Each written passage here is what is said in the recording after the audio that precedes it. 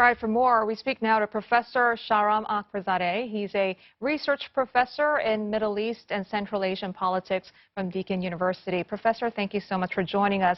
I want to start with your read into Taliban's decision to appoint a hardline, all-male, all-Taliban government that are very unlikely to win the international recognition the new leaders desperately need. Is it safe to say that the Taliban hasn't changed?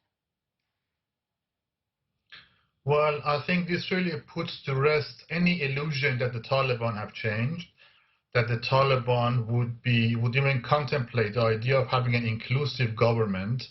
The Taliban have not changed. They have been very adamant that they want to have an Islamic emirate, that they want to implement Sharia law, and they are not going to compromise and bring into government leaders of the previous deposed government. So the Taliban are really driving a hard line here, and they are resting on the military victory that was handed over to them. It was a very easy victory, and they are reaping the benefits.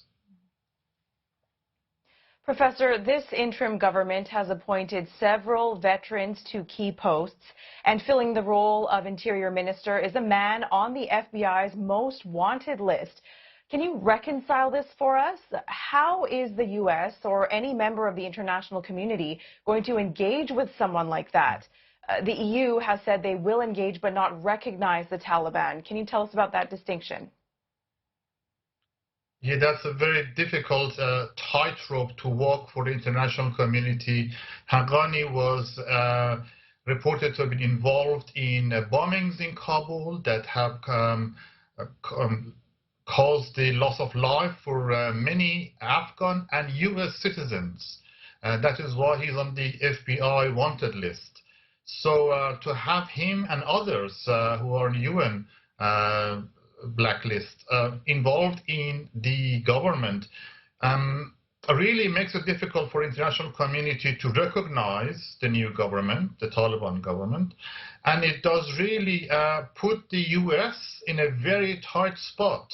The U.S. was giving all the signals that they would be recognizing Taliban, but at this point, the U.S. has no leverage over Taliban. The U.S. has given up its leverage over Taliban when they withdrew all their troops from Afghanistan and left the Afghan government at the mercy of advancing Taliban forces. Mm-hmm. Of course, so one starkly missing element from that appointment was women. Didn't get a single ministerial post or mentioned a single time in that announcement. I mean, where do you see in the trajectory of their rights in the country going forward? Well, I think what we are seeing is a major reversal of rights and freedoms that was won by Afghan citizens and Afghan women specifically. We are seeing an implementation of Sharia law, a very strict understanding of Sharia law, which means keeping women under control, keeping women in homes and not allowing them the freedom and the rights to be active citizens in their own rights in society. We've already seen reports that women would not be allowed, girls would not be allowed to attend school after they turn 12. We've already seen reports that at Kabul University they are trying to segregate teaching university class between men and women.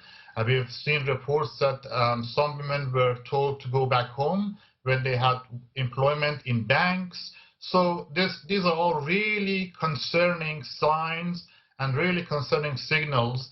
We are seeing a major reversal of rights that were achieved over the past 20 years. Professor, the Taliban is a complex organization with multiple factions within the extremist group.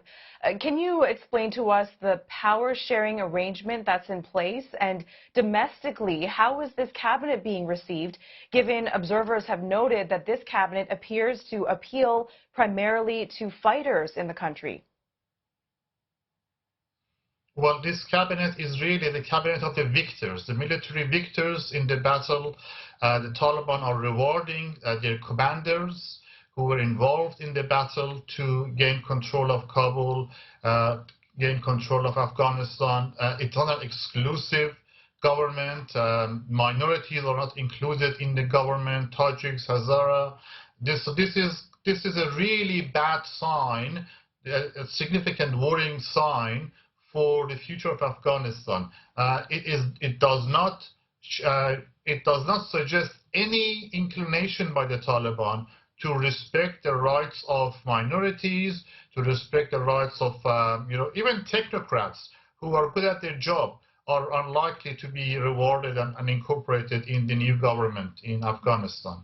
Professor, but the government still is an interim. The permanent leadership will be announced soon. So is there any indication as to how long this caretaker government would serve, or whether there could be any major changes or additions to the list of leaders we've heard?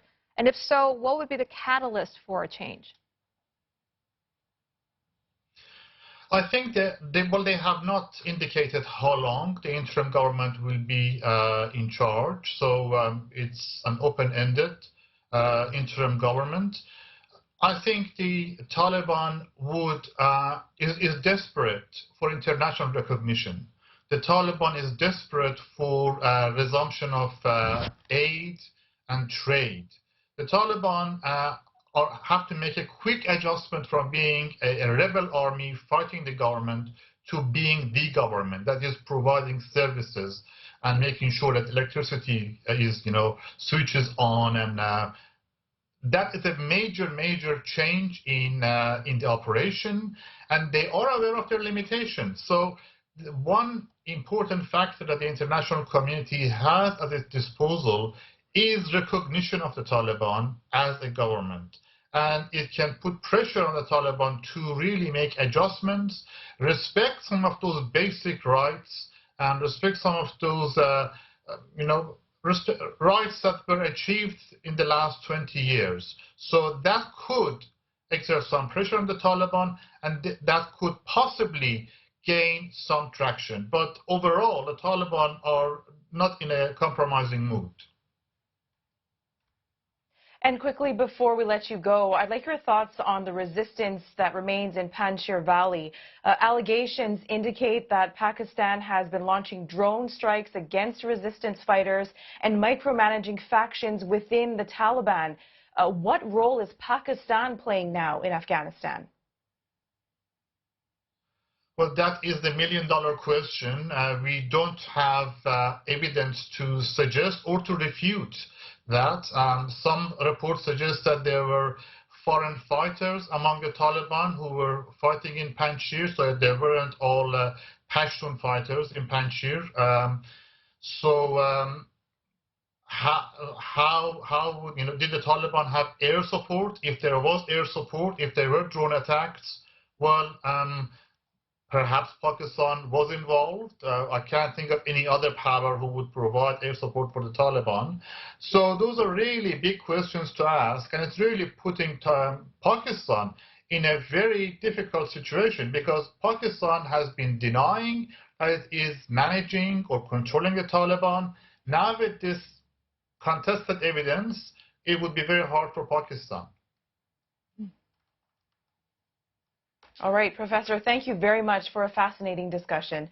Professor Shahram Akbarzadeh, Research Professor in Middle East and Central Asian Politics at Deakin University.